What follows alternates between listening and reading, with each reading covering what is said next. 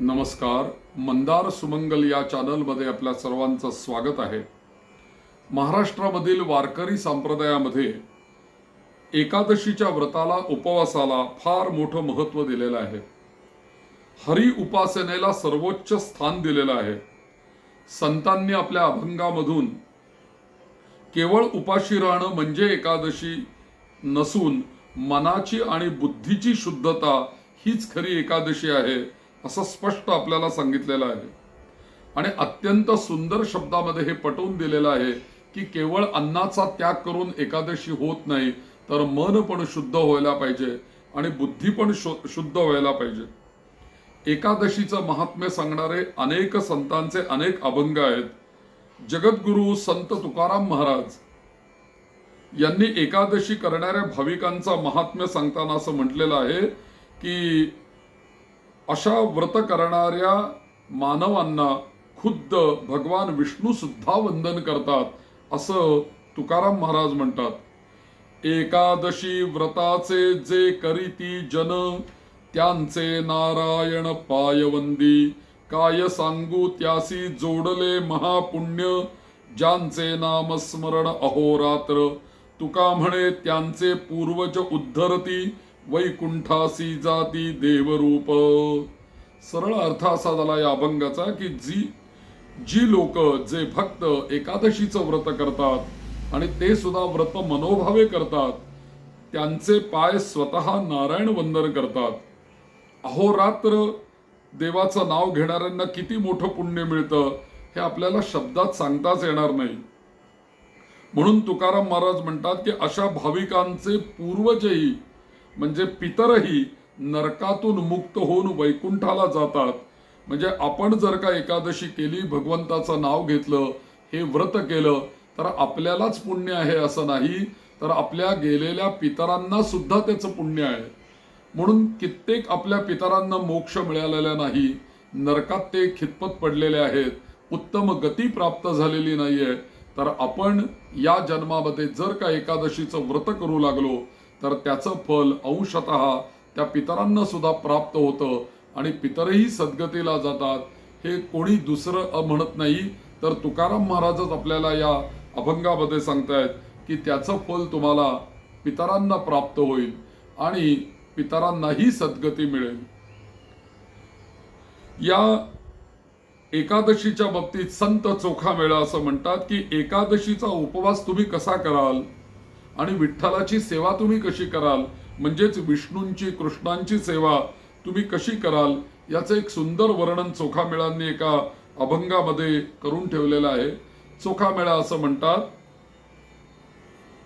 एकादशी व्रत करू अहोरात्र, गावू हे पवित्र नाम तुझे.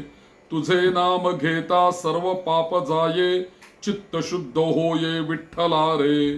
चोखा म्हणे मज द्यावी चरणाची सेवा, हाचे माझा ठेवा पांडुरंगा. म्हणजे चोखामेळा इथं असं म्हणतायत की आम्ही अहोरात्र एकादशीचं व्रत करू.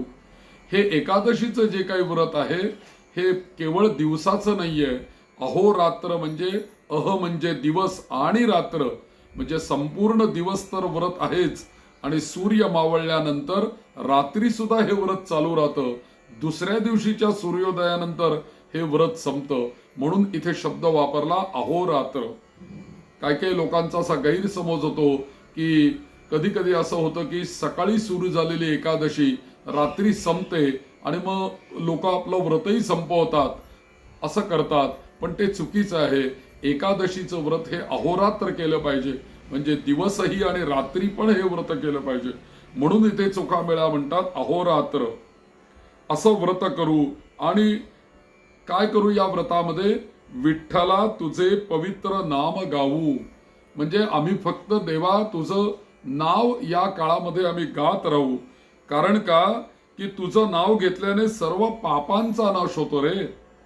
आणि दुसरी गोष्ट, केवळ पाप नष्ट होतात असं नाही, तर माझं अंतःकरण पण शुद्ध होतं.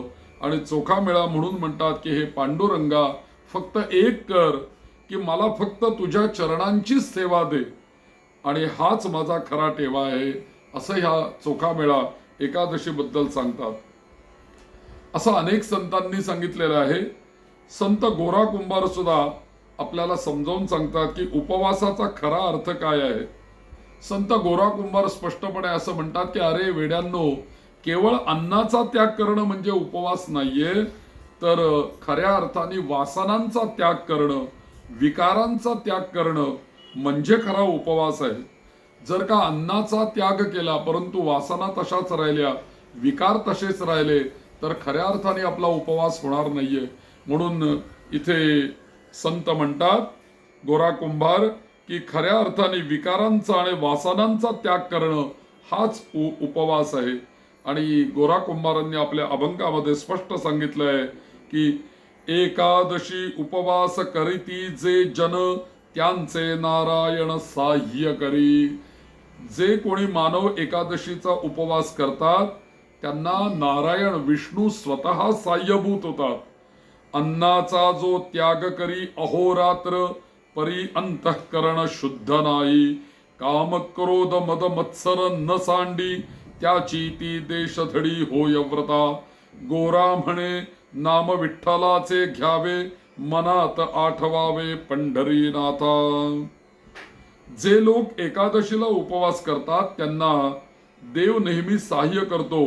पण जर कोणी केवळ अन्नाचा त्याग केला आणि अंतःकरण शुद्ध ठेवलं नाही, काम क्रोध मत्सर त्यांनी सोडलाच नाही, तर त्या व्रताचा काहीच उपयोग होत नाही. म्हणून गोरा कुंभार म्हणतात की उपवास कराच, पण उपवासाच्या बरोबर मुखामध्ये विठ्ठलाचं अखंड नाव ठेवा, मनामध्ये पंढरीनाथाचं स्मरण ठेवा, विष्णूंचं स्मरण ठेवा, विष्णूंचं नामस्मरण करा, असंच आपल्याला सांगतात. एकादशीच्या दिवशी एकनाथ महाराज काय करा असं सांगतात. ते म्हणतात कीर्तन करा, नामस्मरण करा, उपासना करा, असं आपल्या अभंगामध्ये नाथ महाराज मोठ्या आनंदाने सांगतायत. एकादशी दिनी करावे कीर्तन, अहोरात्र जागरण हरिकथा. टाळ आणि मृदुंग वाजे कडाडुनी, आनंदे नाचोनी हरिगुणे. एका जनार्दनी उपवासाचे फळ, नारायण केवळ जवळी असे. एकादशीच्या दिवशी अहोरात्र हरिनाम संकीर्तन करा, असं हे एकनाथ महाराज म्हणतात. आणि काय करा तर हरिकथा ऐकावी, जागरण करावं, टाळ आणि मृदुंगाच्या गजरात आनंदाने देवाचं गुण गात नाचावं, असं नाथ महाराज आपल्याला सांगतायत. आणि अशा प्रकारे उपासनाने उपवास केल्याचे फळ म्हणजे साक्षात नारायण सदैव आपल्या जवळ राहील, असं एकनाथ महाराज सांगतायत. अशा प्रकारे आपण व्रत जर का करू शकलो तर नाथ महाराज खात्री देत आहेत, नारायण तुमच्या जवळच नक्की राहील.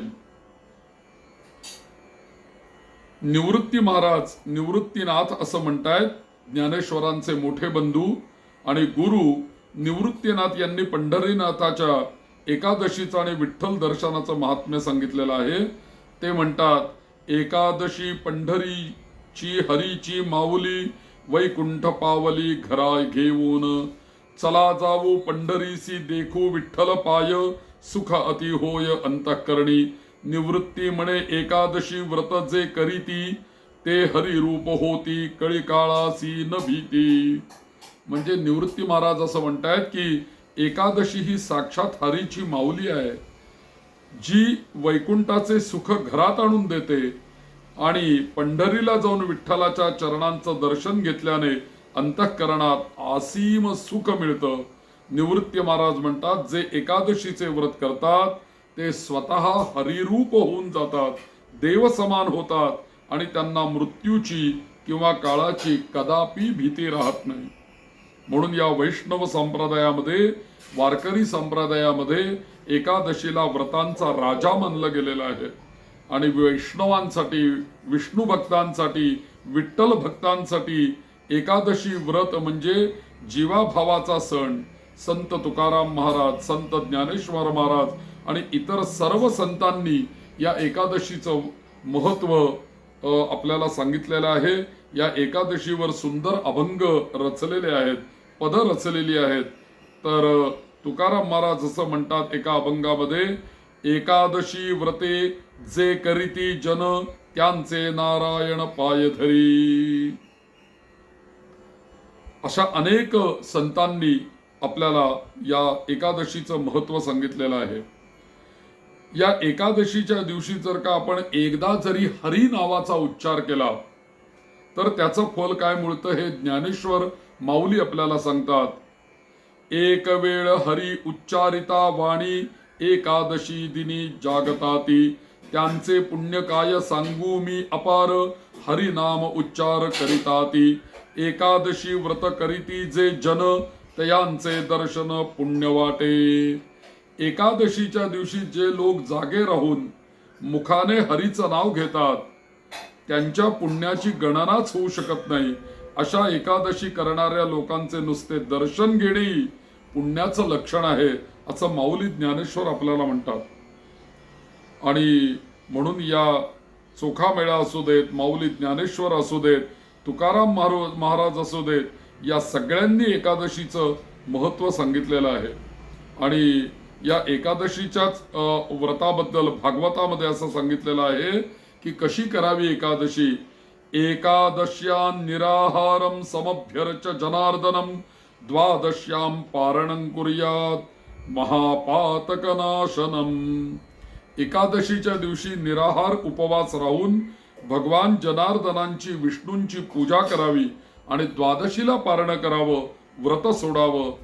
हे व्रत मोठ्या मोठ्या पातकांचं नाश करणार आहे असं सांगितलेलं आहे. नारद पुराणामध्ये असा एक श्लोक येतो की जर एखाद्या माणसाने नकळत किंवा इतर कोणत्याही कारणाने एकादशीचं जर का व्रत केलं तर त्याला नरकात जावं लागत नाही असं नारद पुराण सांगतं. एकादशी व्रतादन्य विठ्ठल प्रीतिकारकम न विद्यते जगत सर्वम सत्यम सत्यम वदाम्यहम. एकादशी व्रतासारखे श्री विष्णूंना प्रिय असणारं दुसरं कोणतंही साधन नाही हे त्रिवार सत्य आहे.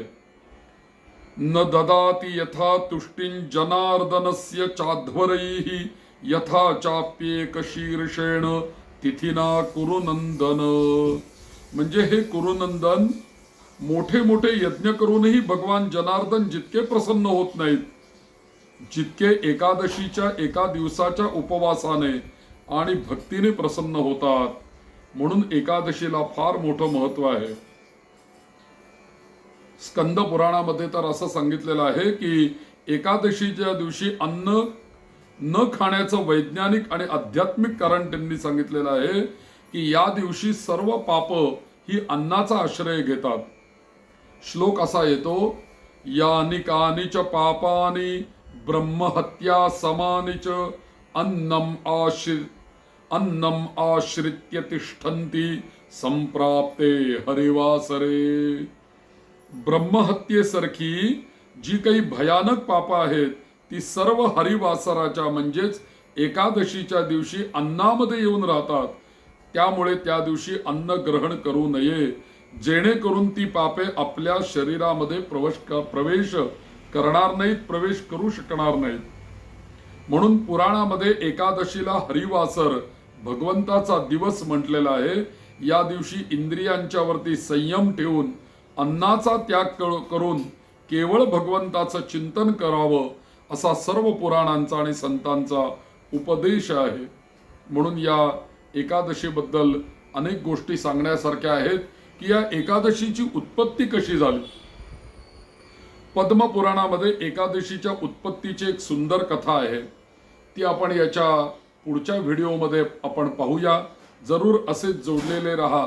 एकादशी कशी उत्पन्न झाली याच्याविषयी मी आपल्याला पुढच्या व्हिडिओमध्ये मार्गदर्शन करेन. नमो भगवते वासुदेवाय. असेच या चॅनलला जोडलेले रहा. चॅनल आपण सबस्क्राईब केलेला नसेल तर सबस्क्राईब करा आणि ऑल हा पर्याय त्यातला निवडा, म्हणजे नोटिफिकेशन तुम्हाला येत राहील. आणि आपल्या परिवारामध्ये हा व्हिडिओ शेअरही करा. चांगल्या लोकांपर्यंत चांगली माहिती पोहोचवण्याचा आपल्याला एक लाभ पुण्य प्राप्त होईल. नमो भगवते वासुदेवाय.